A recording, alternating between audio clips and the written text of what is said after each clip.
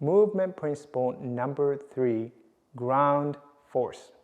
In this short exercise, you're going to learn how to use the ground effectively so that you can move more efficiently and reduce the stress to your back. I'm going to break this exercise into different categories. And the first one is bending. I'm going to do a demonstration in standing. So you're going to stand with your legs split and spread apart. So let's go with your right leg forward and then left leg back. And you're going to reach and with your left hand and to bend and reach for something on the ground. For example, if you are picking up a trash on the floor or something like that, okay? And you're reaching with your left hand, then you have to bend over, right? And this movement principle is also tied to the last principle, moving from the hips. And also skeletal, and then the first principle, which is skeletal support. So you have to be mindful of that. Okay? Every time you lose a skeletal support, then you increases an effort to your back, and or to it increases the muscular demand and the effort. So you have to be mindful of the principle 1 and also principle 2. As you begin to bend, how are you going to bend? Okay? Do you initiate from the back? Now you know how to initiate the movement from the hips. Okay? So thinking about leading with the pelvis, right? Leading with the pelvis to bend over, bending over. So this is the bending part, and then maintaining that skeletal support so that you're not rounding your back, keeping your back skeletal, keeping your back relatively straight and bending over, right? So pretend that now you pick up a trash on the floor and then returning to the standing position. And this is where the ground force comes into place, and I'll show you why and how you can use it. So as you reach your hand and bending over, and then notice the weight and transfers to your right foot, right? So you feel the weight, and then you're going to press your right foot into the ground and push yourself away from the ground, okay? As if the ground is pushing you up. And then that makes a big difference. So using the same principle, the previous principle, skeletal support, and then initiated movement from the hips. And then as you come back, you use the ground by pressing your foot into the ground and let your body be pushed back up by the ground. Reach and push. So oftentimes, and when people bend over and then when they return, they initiate the movement again from the back. Bending over, they'll come back up, do that. A lot of strain on your back to do that. But think the ground movement from the ground upward. From the ground upward. It makes a big difference. Okay? It doesn't matter. You can practice both legs, right? Left leg forward or legs apart, reaching over, push. Reaching over and push. So practice that. You can practice in standing. You can also practice in sitting. And so you can combine this principle with the first two principles, skeletal support and initiated movement from the hips. Very, very helpful. And how do you apply this movement in everyday life? And so many opportunities to do that, right? For example, loading, unloading the dishes from the dishwasher, right? You have to do that, bending. Use that. So look for it might be hard to try to apply to everything in every activities. So you can pick an activity that you know you do every day that involves the bending. And then you can apply these principles into that specific activity every day. And you get to practice it. And that'll change. That'll have a huge impact on your back. And that's the first one. So next is pushing and pulling, and how to use the ground in the pushing and pulling movements and activities. Many opportunities to do that, and many times you do that. Okay, then I'll show you one example. If you're opening a door, closing the door, if it's a really light door, maybe you wouldn't even notice the difference. But when you're opening a heavy door, or when you're pushing something heavy and pulling something heavy, pushing a cart, shopping cart, or something, okay? You can make up anything. Just think about what you might do and how you might be using the pushing and pulling movements throughout the day, and then you can start to apply that to specific activities you do. But let's just pretend that I am pushing some heavy object, okay? Could be one hand or it could be both hands.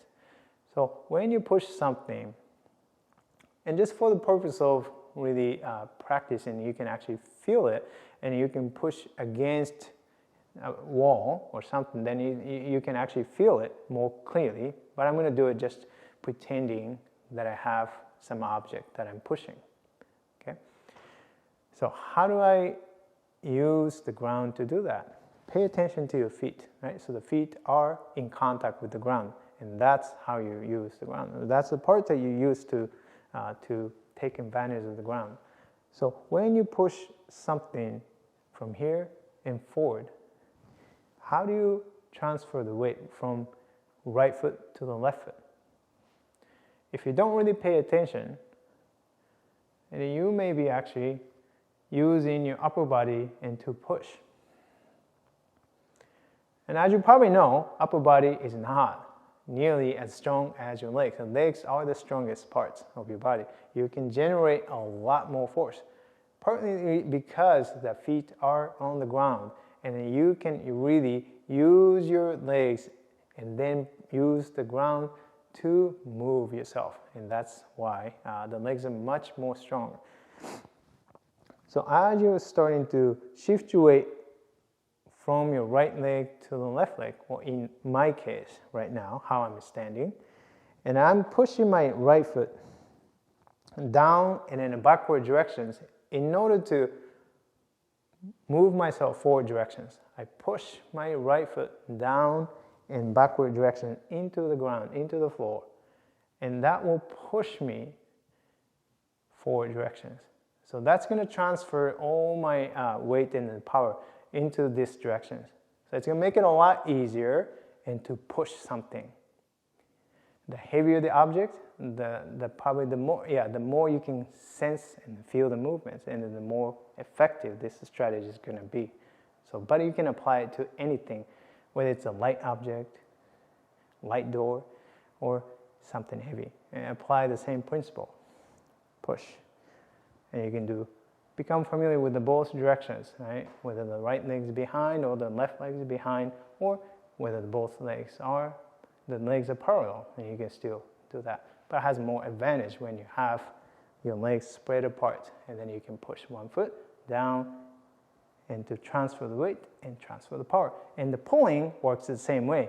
Now, from here, pretend that I'm holding onto something, then I'm pulling it towards my directions. It could be a heavy door that I'm opening. Okay, but here, same thing. If you don't pay attention, and then you may be initiating movement from your arms and using your back. And to do that, that's a lot of strain. That's a lot to ask for your back and your arms. How do you do it better? And how do you use the ground? Think about your feet again. And from here, from the front leg into the back leg, you're going to push the front leg down and in forward directions. And that'll push your body backwards, right? Push backwards. So just to practice this weight transfer from the front leg to the back leg by using the ground to push yourself back. And then you can hold onto something, and then so that you're not starting initiating movement from your arms, from your back, but initiating movement from your legs by using the ground. Pull, pull, pull, push, pull, push. So look for specific activities in your day that you are doing pulling and pushing. And then pick a few activities that you can intentionally apply this movement pattern into, and then keep practicing every day. Because you get to practice every day, you get better, you get more efficient, and then that is going to change how you feel in your back, because you're not stressing your back, not even close to how you initiate a movement, if you're initiating a movement from your back, from your arms. All right, and that's it for this part. And the last part is side to side lateral movement, and then also turning. Pay attention to your feet. Let's say I am opening a sliding door. Maybe that's very heavy. And if I try to use my arms, then I'm going to strain my back and my shoulders for sure. If I'm going to do it repetitively, if I have to open the same heavy doors every single day, I may start to feel some strain and aches in my shoulders and my back. But you can change that. So if you're doing something like that movement, okay, sliding lateral movements, and how do you transfer the weight from one leg to another leg? Using the ground, right? So I'm going to do from moving from the my left leg to the right leg, transferring the weight by pressing my left foot downward and outward, okay? Downward and outward. That's going to push me to the right.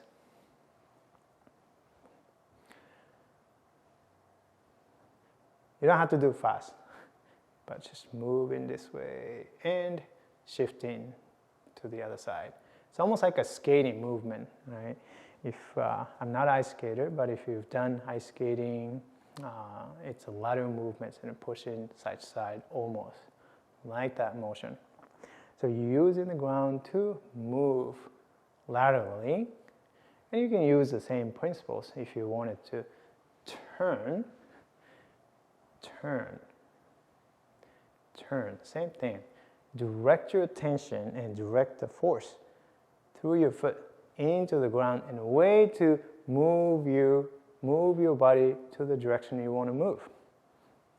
And that's going to change the demand on your back for sure. If you're starting to turn your body like this way. And there's really no stability and no strength, no power at all. And then you're going to stress your back.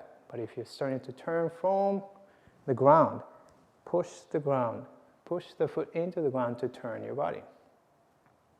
That requires much, much less stress to your back and much easier to move, right? So how you apply this movement into your daily life, and it's just think about any movement, just simple movement as maybe transferring something, a basket on the counter from one surface to another surface, right? Just moving from here, here. That's a lateral movement that you can apply.